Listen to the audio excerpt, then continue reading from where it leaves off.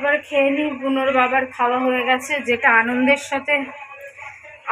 সাথে দিনটা পালন করব, কিন্তু দুঃখের সাথে হলো। কিন্তু তাই বলে যে খাবো না বা তোমাদের খাওয়াটা দেখাবো না, স্কিপ করে যাব, সেটা আমার পক্ষে সম্ভব না। অনেকে হয়তো খাওয়ার দিক খেতেন, কিন্তু খাওয়াটা স্কিপ করে যেতেন, দেখাতো না। কিন্তু আমি একজন ইউটিউবার, আমি সব দেখাই, সব বলি, তাই আমি খাওয়াটাও দেখাবো, মানে যেরকম সাজিয়ে দেখাই আর কি, সেটাও দেখাবো। কেন নাটক আমি করি না, আমি ভীষণ পজিটিভ মানুষ আর ভীষণ প্র্যাকটিক্যাল মানুষ। তো যারা পজিটিভ আর প্র্যাকটিক্যাল হয় তারা সত্যি আর বাস্তবটাকে কখনো অস্বীকার করে না। আর বাস্তব এটা যে বেচারার ওখানে পড়ে রয়েছে লাশ, কিন্তু তার আত্মীয় স্বজন, তার বন্ধুবান্ধব পায়রারা তার সামনে দিয়ে খাবার খেয়ে চলে গেল। সত্যি তো, খাবে নাই বা কেন, বাঁচার জন্য তো খেতে হবে। আমার বাবাও যেদিন মারা গেছিলেন, রাতে বাড়িতে আসার পর আমি খেয়েছিলাম। মানুষের যতই আপনজন মারা যাক না কেন, খুব কাছের খুব আপনজন মারা গেলে হয়তো মানুষ একবেলা না খেয়ে থাকেন, কিন্তু সারা জীবন কি না খেয়ে থাকেন? একবেলা, জোর বেশি হলে একবেলা, খুব বেশি হলে গোটা একটা দিন। তারপর দিন থেকে খেতেই হয়। 13 দিনের মাথায় মৎস্যমুখী, অমুক তমুক, তখন কত জাঁকজমক করে মানুষ খান। মনে দুঃখ থাকলেও, কষ্ট থাকলেও, কষ্ট তো থাকবেই। জীবন আছে, মৃত্যু আছে, এটাই হচ্ছে প্র্যাকটিক্যাল কথা, এটাই হচ্ছে বাস্তব। জীবন আছে তো মরণও আছে, কিন্তু বাকি সবার জন্য বাঁচতে হবে, নিজের জন্য বাঁচতে হবে, তাই খেতেও হবে। ডিম রান্না হলে ডিমই খেতাম, তরকারি রান্না হলে তরকারি খেতাম, যা রান্না হয়েছে তাই খাবো। তাই সেটা দেখাবো, সেটা স্কিপ করব না, নাটক করব না। যেটা বাস্তব সেটা বাস্তব, যেটা রিয়ালিটি সেটা রিয়ালিটি। পায়রাকে দেখতে দেখতে ভাতের অবস্থা দেখো, পুরো ভাত, গলা ভাত যেরকম হয়, পুরো গলা ভাত, ভাতের মধ্যে মার ভর্তি। মাত্র 2 পিস মটন নিয়েছি, খাচ্ছি ঠিকই, কিন্তু সত্যি বলছি, যে আনন্দ নিয়ে খাওয়ার কথা ছিল সেই আনন্দ মনের মধ্যে নেই। তা 2 পিস মটন আর একটু চর্বি নিয়েছি, নাহলে আমি 2 পিস মটন খাওয়ার মানুষ। 4-5 পিস জম্মে তো পাই না খেতে, 4-5 পিস খেয়ে নিই একবারে যখন পাই, কিন্তু ইচ্ছে করছে না।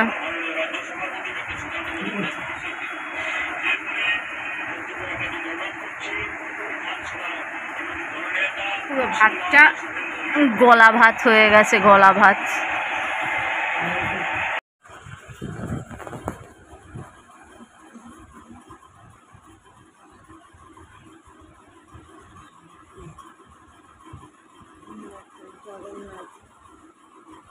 জগন্নাথ হয়ে গেছে, একটু ঘুরতে চলতে দিই। আমাদের চুলকালি না, তাই দেখছে আমাকে। বাবা,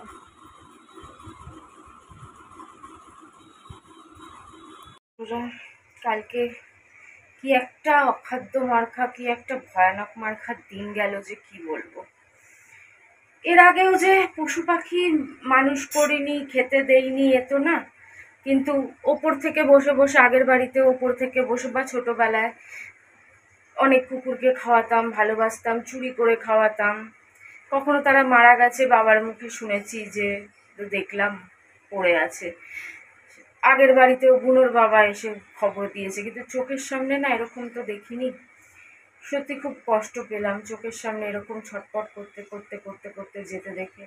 মাংস দেখো ফ্রিজে রয়ে গেছে, ওইটুকুনি মাংস, তাও ফ্রিজের মধ্যে রয়ে গেছে। আর বুনোর বাবা তো এমনিতেই খেতে চায় না। একটা দুটো ডিম দিলে আজকের দিনটাও চলে যাবে। মানে আগে যদি জানতাম এরকম ঘটনা হবে, কিছুতেই কালকে আনাতাম না। এনেছে, খাচ্ছি, ওটাই রান্না হয়েছে, ওটাই খেতে হবে।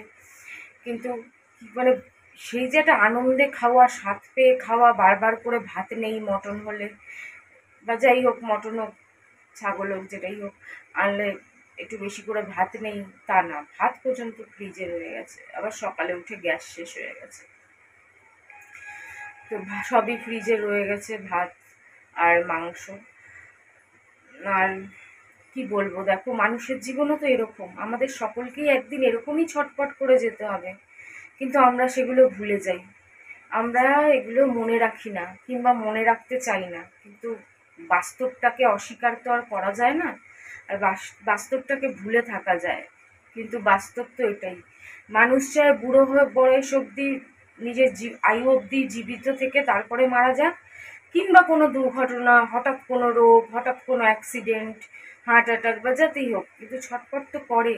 মারা যাওয়ার আগের মুহূর্তটা এরকমই ছটফট করে। কেন আমি ঠাকুমাকে দেখেছি, দাদুকে দেখেছি, কাকা তো আমার হসপিটালে মারা গেছিলেন, যারা সামনে ছিলেন তারা বলেছে যে কিছুক্ষণ মুহূর্ত হলেও মানুষ জল মুখে পাওয়ার জন্য বলো বা নিজের আপন কাছের লোককে দেখার জন্য বলো, প্রত্যেকটা মানুষ মরার আগে ঠিক এরকমভাবেই তার চোখ এদিক ওদিক ঘুরতে থাকে, ছটফট করতে থাকে। তারপরেও আমরা কত পাপ করি, কত অন্যায় করি, ভুলে যাই যে আমাদের শেষ পরিণতি কিন্তু সেইটা, এই যে এই দৃশ্যটা যে দেখলে শেষ পরিণতি কিন্তু বেশিরভাগ মানুষের ক্ষেত্রে, বেশিরভাগ যে হুট করে মরে গেল, হুট করে হার্ট অ্যাটাকে চলে গেল, মানে নিজেই বুঝতে পারলো না কখন চলে গেল, সেটা আলাদা জিনিস।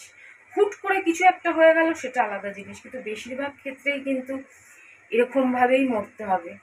তারপরেও দুহাতে পাপ, মানুষের পিছনে লাগা, মানুষের ক্ষতি করা, মানুষকে শান্তি না দেওয়া, আমরা করতেই থাকি। ভুলে যাই যে আমার কি আছে জীবনটা, যখন চলে যাবে এইরকমভাবেই চলে যাবে। মুখে একটু জল দেওয়ার কেউ থাকবে কিনা কে জানে।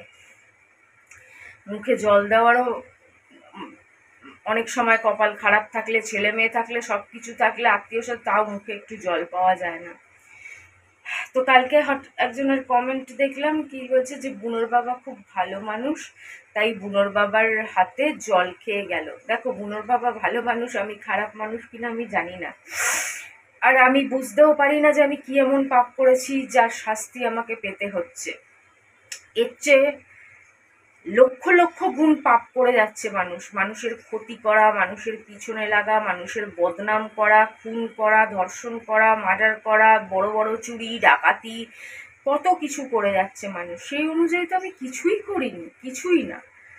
আমার মা বাবা ছিল না, বড়দের মাথায় হাত ছিল না, গাইডনেস ছিল না কোনো, এর জন্য হয়তো ভুল করে কিছু ভুল সিদ্ধান্ত আমি নিয়ে ফেলেছি। সেটা কি আর আজকালকার যুগে দুহাতে মানুষ টিভি খুললে যেরকম পাপ করে যাচ্ছে, সেই পাপের মতন পাপ? সেই পাপের মতন পাপ না। তবুও আমাকে ভুগতে হচ্ছে। কেন, ওই যে বলে না যে অনেক সময় আবার মা বাবার পাপের শাস্তিও নাকি ছেলে মেয়েকে ভুগতে হয়। আবার অনেক সময় আগের জন্মের কিছু কার্স থাকে যেগুলো আমাদের চুকিয়ে যেতে হয়। এরকমই সব মিলিয়ে মিশিয়ে হবে হয়তো কিছু এই জন্ম, কিছু মা বাবা, কিছু আগের জন্মের কার্স ছিল, তাই চোকাতে হচ্ছে। প্রত্যেকটা মানুষকে হবে, দুদিন আগে দুদিন পরে।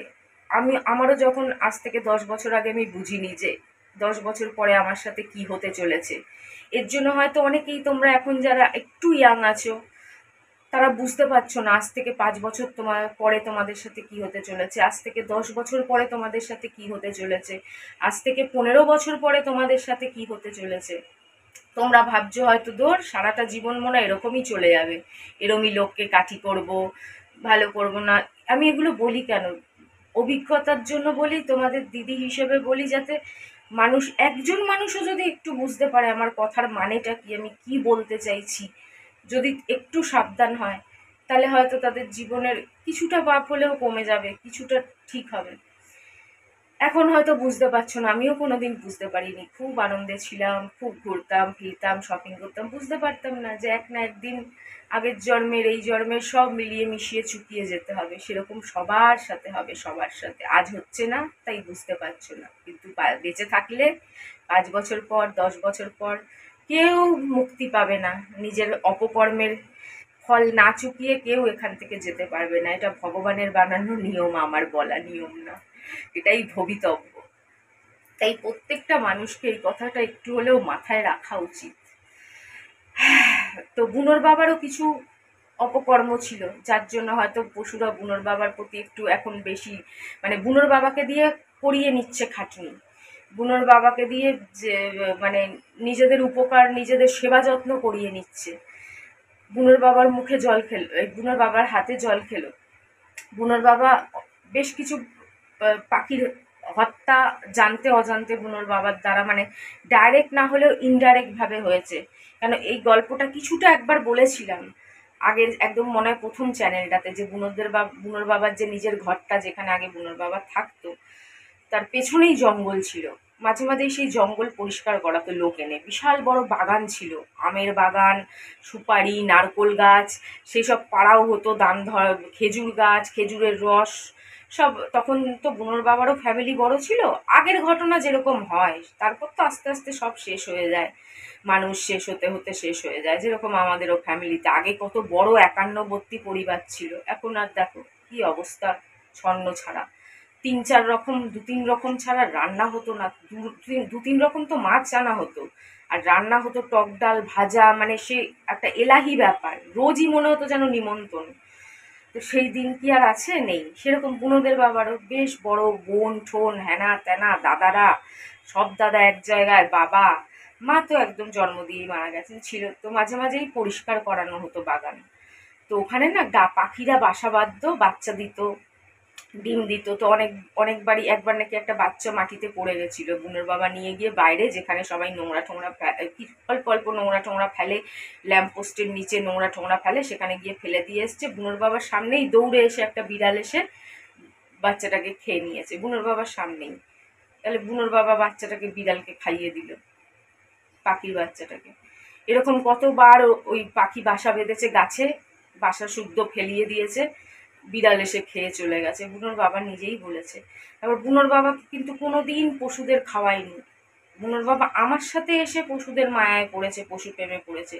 জীবনে 5 টাকার বিস্কুট বুনোর বাবা কোনোদিন খাওয়ায়নি। বুনোর বাবার বাড়িতে যে এত বড় জায়গা, নিজের একটা আলাদা ঘর, বিশাল বড় উঠান, বিশাল বড় বারান্দা, কোনো গল্প বা ঘটনা নেই যে বুনোর বাবা কোনোদিন কোনো অসহায় পশুকে একবেলা থাকতে দিয়েছে। বা বিশাল বৃষ্টি হচ্ছে আমাদের জগৎপুরে এইসব এলাকায় যেরকম ভাবে জল জমে যায়, জলে কোনোদিন একদিন দুদিনের জন্য হলেও কোনো কুকুর বিড়ালকে বুনোর বাবা নিজের ঘরে বা উঠানে আশ্রয় দিয়েছে, এরকম কোনো ঘটনা নেই, বরঞ্চ তাড়িয়ে দিয়েছে। সেই সবই চোকাতে হচ্ছে। তাই দেখো, বুনোকে বুকে করে আমি আনলাম, কিন্তু বুনো বেশি ঘেঁষে বুনোর বাবাকে, জ্বালায় বেশি বুনোর বাবাকে, ঘুমাতে দেয় না বেশিরভাগ বুনোর বাবাকে রাত্রিবেলা। এই এরম ভাবে চুকাতে হচ্ছে। আমারও কিছু ভুল আছে, আমি একবার একটা বিড়ালের বাচ্চাকে জলে ফেলে দিয়েছিলাম, কিন্তু আমার ব্যাপারটা অন্য ছিল। ও হয়তো আর 4-5 ঘন্টা বা 5-7 ঘন্টা বা খুব হলে আরেকখানা রাত বাঁচতো, আর একটা রাত, কিন্তু যেইটুকুনি টাইম ও বাঁচতো সেইটুকুনি ওর জীবন নরক যন্ত্রণা ছিল। বিড়ালের বাচ্চাটা খাওয়া বন্ধ হয়ে গেছিল, তুলো দিয়েও ওকে আমি দুধ খাওয়াতে পারছিলাম না, তুলো দিয়ে মুখে দিচ্ছি সাইড দিয়ে পড়ে যাচ্ছে, মানে খাওয়া টোটালি ওর বন্ধ। সারা গায়ে পোকার, যেখানে রাখছি হাজার হাজার লক্ষ লক্ষ পিঁপড়ে ধরে যাচ্ছে, যেখানে রেখে দিচ্ছি হাজার হাজার লক্ষ লক্ষ পিঁপড়ে ধরে যাচ্ছে, মানে ওকে খুবলে খুবলে খেয়ে নিচ্ছিল। তো কিন্তু তবুও তার মুক্তি দেওয়ানো, ভুগতো, আরো 7-8 ঘন্টা ভুগতো, ভুগে ভুগেই মরতো, কিন্তু আমি দেখতে পারিনি। যাই হোক, ওটার জন্য আমি পস্তেছি, এই কথাটাও আমি বলেছিলাম। সেই সবই পাপ মিলিয়ে মিশিয়ে চলছে, এরকম ভাবেই চলছে, আর কি করা যাবে। কালকে হঠাৎ দেখি, জানি না এটা কি কারণে হলো, বুনো গিয়ে তো ওই ছাদে নাক দিয়ে শোকে, ওই যে ওই অসুস্থ পায়রাটা যে পটি টটি করেছিল, আমি তো পরে সব ধুয়ে দিয়েছি, কিন্তু তার আগে তো বুনো মাঝে মাঝে ছাদে জোর করে নিয়ে যায়, একটু ঘোরাতে নিয়ে যায়, গিয়ে শুকি করে। বুনোর নাক দিয়ে কালকে 1 ফোঁটা দেখছিলাম, 1 ফোঁটা 2 ফোঁটা, কি ভয় পেয়ে গেছিলাম যে একই দিনে আবার বুনোর কি হলো। ভয়ে ভয়ে বেঁচে আছি, কি যে জ্বালা। এর জন্যই বলি যে অন্যায় করার আগে ভাবতে 10 বার। কি জানি কোন কর্মের ফল কখন পেয়ে যেতে হয়, কিছুই বোঝা যায় না। জীবনটা যেন একবারে শেষ হয়ে গেছে। নিজেদের শরীরের কত রোগ আছে সেই কথা বাবার সময়ই পাই না, সেই কথা তো মানে ভুলেই গেছি। এদের নিয়ে ভাবতে ভাবতে কি হয়, কখন হয়, কি হবে, কি করে বাঁচবো, আমি তো ভেবেই পাই না বুনোকে ছাড়া বাঁচার কথা। কি বড় ভুল করেছি, যার বলারও না, বলে বোঝানোরও না। প্রত্যেকটা পশু প্রেমীকে এরমভাবে কষ্ট পেতে হবে। বড্ড ভুল, বড্ড ভুল। যাদের মনে খুব জোর আছে, মন খুব কঠিন, আর আমাদের মতন যারা কতদিন ভুগতে হবে জানি না।